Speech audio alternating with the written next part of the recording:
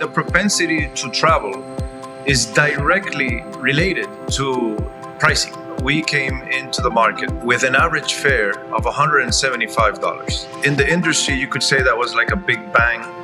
They started talking about it like the Arajet effect. If you have a market that wasn't operating like Venezuela, and all of a sudden Venezuela is opening up, then that's a huge market of about 32 million people that now have direct access to travel. And the landscape continues shifting. So in one hand, you can have opportunities, but in another hand, you can get a hit from a potential frequent flyer that you might have had. What is the impact of improving air connectivities on economies in Latin America and the Caribbean? Definitely, air travel is a tremendous force for driving the economy. A lot of people travel for one reason, but once they visit a country, they might see opportunities, and that's how the story starts.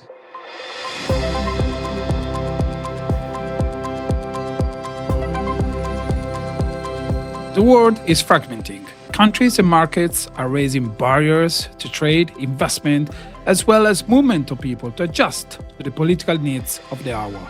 And yet, there is one company originating in the Dominican Republic that is bringing the Americas closer. Launched in 2022, air carrier Arajet is on a quest to turn capital Santo Domingo and the Dominican Republic as a whole into a hub of connectivity for the whole region. Its CEO, Victor Pacheco, joins us today. Victor, thank you for being with us. The DR has typically handled tourists flying in and out of the country, but your vision takes the DR's proposition as a hub for the Americas to a whole new level. How is Arajet trying to upgrade the Dominican Republic from a tourist destination to a connectivity hub? The initial vision was that the region, there was opportunity to having a carrier that could deliver a better value for money proposition. And that was the initial idea. I mean, I would ask myself why the Dominican Republic, having a population of about 11 million and a diaspora, Dominicans living abroad of close to 2.5 million, but we didn't have our own carriers. And the more that I researched, the more that I saw that there was in the Caribbean a big gap in the market in terms of travel. And so the more that I researched, the more that I saw, it made a lot of sense, because if you look at the Dominican Republic, it kind of feels that it's kind of like the belly button of the Americas. So geographically, uniquely positioned for building a hub and spoke type of model. And after 3 years of operations, we have tremendous results. I'll give you an example of what this means for the Dominican people. So the Dominicans used to travel around 400,000 Dominicans previously to our launch of operations. And after we were operating for 2 years, we now see more than 1 million Dominicans being able to travel. And why is this? The main driver is price. The average fare when we started operating was around $450 one way. And we came into the market with an average fare of $175, which was in the industry, you could say that was like a big bang. They started talking about it like the Arajet effect. And the markets where we had competition, we saw the average fare go down to around $275. So $100 well above what we were selling our average fare. And what this meant was that if we pass a balance on what's happened to the market has grown. And none of our competitors have lost market share. They continue growing at a compounded rate of about 5%. So it wasn't like we came in and there was cannibalization. It was that we came in and we because there was a white space, we were able to grow the market. We continue on that track. Today we are servicing 29 different destinations, and we connect everything from Canada down to Argentina, and we continue expanding. This means that this year we will be transporting close to 2 million passengers, and this will be close to 20% of the tourists that come to the Dominican Republic. Okay, impressive figures, Victor, for carriers that, as I mentioned in the beginning, launched in 2022. And I think that one of the big boosts to your whole business was the Open Skies Agreement with the United States that came through at the end of 2024. How has Trump changed your calculus? Open Skies was done 1 month before he took office, so it was in December of last year, and this means that we were able to start flights to the U.S. market in April. So we have just been hitting our plan. We started initially with Miami and Puerto Rico and New York through Newark, and then we continued our expansion into Chicago, Boston, and Orlando. So right now we are servicing 6 different routes in the U.S., and we aim to continue our expansion. We will grow to about, I would say, 17 or 20 different routes in North America. And this makes a lot of sense because we already have strong connectivity south. I mean, if you look at our business, you will see that in terms of kilometers, 51% of our ASKs are already bringing passengers from South America. So we needed that connectivity north, and we have been able to continue our expansion. We haven't had run into any issues or any geopolitical issues. We just hope that we can continue delivering our business plan. And what is your outlook on the region as a whole? What does Arajet's rise and growth tell us about Latin America and the Caribbean and the diaspora in North America when it comes to travel needs, when it comes to demand for travel, both for business and leisure?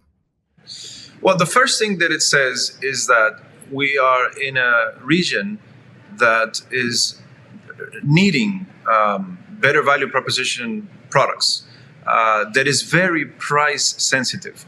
I mean, the propensity to travel is directly related to pricing. So the more that you can compete on good product, but also good pricing, the more that you will unlock the market. And the region was screaming for that, and it is still screaming for that. We believe in Arajet that the region will be able to grow at around an average of 10% per year for the next 10 years. In terms of passenger growth? Yes, in terms of passenger growth. What would you say are other factors that are driving demand? Well, definitely there's a geopolitical factors, right? Policy, different policy changes happening affect the type of traveler you have, whether it's in the case of VFR, visiting friends and relatives. I'll give you an example. If you have a market that wasn't operating like Venezuela, and all of a sudden Venezuela is opening up, then that's a huge market of about 32 million people that now have direct access to travel. And so this definitely, you have to factor this in your growth plans. And the landscape continues shifting. I would say that, for example, the more that immigration issues, for example, the more that these issues arise, also the more fear that some of the people that used to travel before have, because they don't want to run also into potential issues going in and out of a country. So in one hand you can have opportunities, but in another hand you can get a hit from a potential frequent flyer that you might have had. So let me unpack this answer. First of all, are you planning or are you exploring opportunities to start flying to Venezuela? Yes, definitely. Yes, we are working very closely with the Dominican government so that we can expand our operations into Venezuela. And on the second part of your answer, are you seeing a weakening demand for flying to the United States because of the landscape and the sentiment in the country at the moment towards migrants and travelers, with obviously Latin America and the Caribbean being at the heart of the whole issue, right? That's correct. We're like a gateway between North America and the whole region, and when there are different policy changes happening, then some of the population of the countries that you serve might have a fear of traveling, and that might sometimes affect the forecasted demand that you had for a specific market. So, how are you thinking about Venezuela, and how are you trying to mitigate some of the risks that inevitably are still there, stemming from the current Yeah, you situation? will always have risks in all of the different markets. There's some type of risk, and that's why risk assessment is so important, especially in this industry. But for Arajet, what is super specific and super important is that Venezuela was always part of our plan, but there was no relationship in aviation between the Dominican Republic and Venezuela. And very recently, the countries have met and they have worked out a plan on being able to initiate air traffic between the two countries. And this is the main opportunity, right? Like if the Dominican government and the Venezuelan government don't get to an agreement on how they're going to cooperate in aviation, then the door is closed and there's no way to get access. But now, this door is already being opened, and soon in the news you will see that the countries will be able to operate from one to another. And as soon as this happens, you will see Arajet applying for traffic rights to be able to fly to Venezuela. Is the infrastructure there? For airports and Yes. The infrastructure is there. There are other carriers taking advantage of the opportunity.